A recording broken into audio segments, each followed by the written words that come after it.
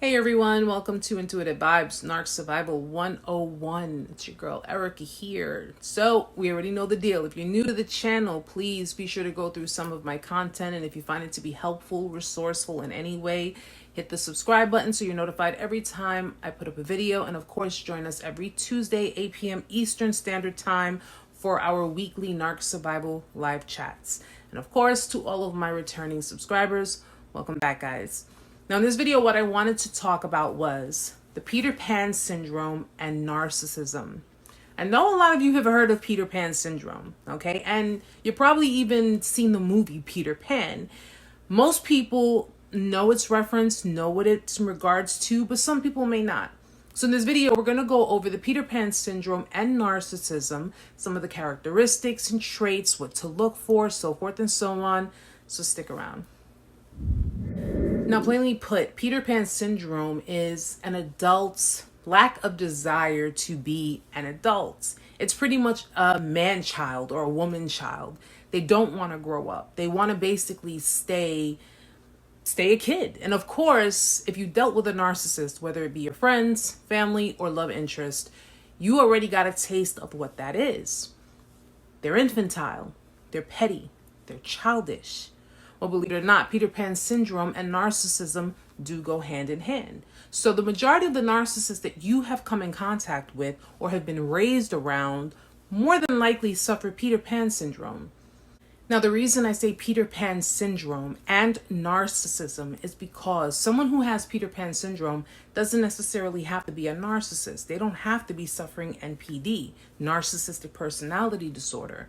They could just be someone who's simply immature, who doesn't want to grow up, who's been coddled throughout their life and they've become complacent in living that way.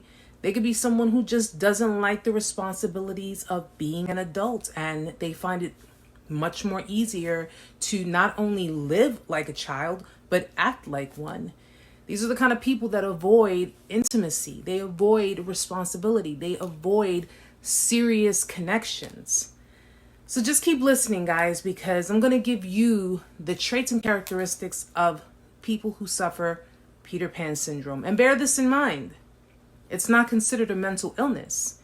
Like narcissism, it's a very distorted way of thinking. And of course, with that type of thinking, needless to say, there are enablers involved. So, without further ado, here are some of the characteristics and traits of people who suffer Peter Pan Syndrome.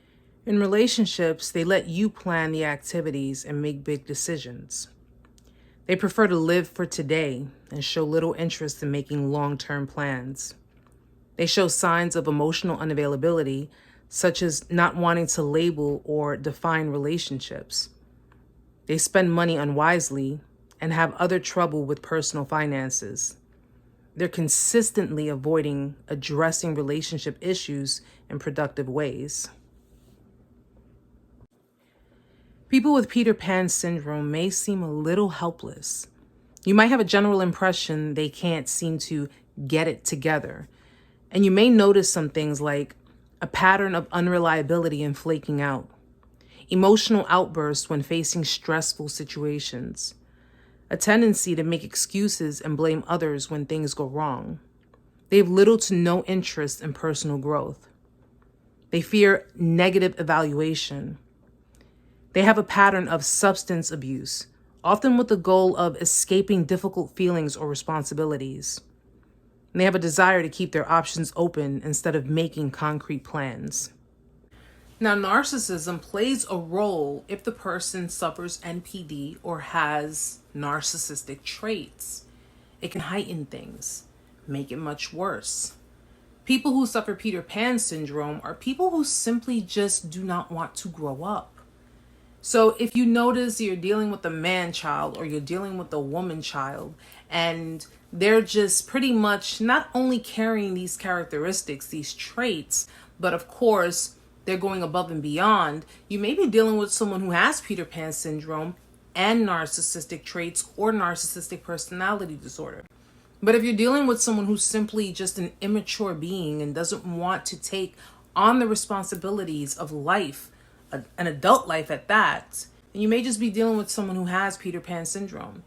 And either way you look at it, you're dealing with someone who is emotionally unavailable. It's not worth it. Whether you're dealing with a man child or you're dealing with a woman child, or you're dealing with a man or woman child who not only suffers Peter Pan syndrome, but also has narcissistic traits or suffers NPD, it's still unhealthy. It's not a healthy way of living. And you're dealing with people who have already had enablers surrounding them before you even got into the picture. So that means their head, their mind is already embedded in that way of living, in that way of thinking. These are people who have had their growth stunted. And I don't know about you, but there's only one child I need to raise, and that's my own. There is no way I'm raising someone else's grown child or telling them how to be an adult. It's time to grow up, not only for us, but for them, especially them. So I hope you guys enjoyed the video. I hope it helped you in some way, shape, or form. See you soon.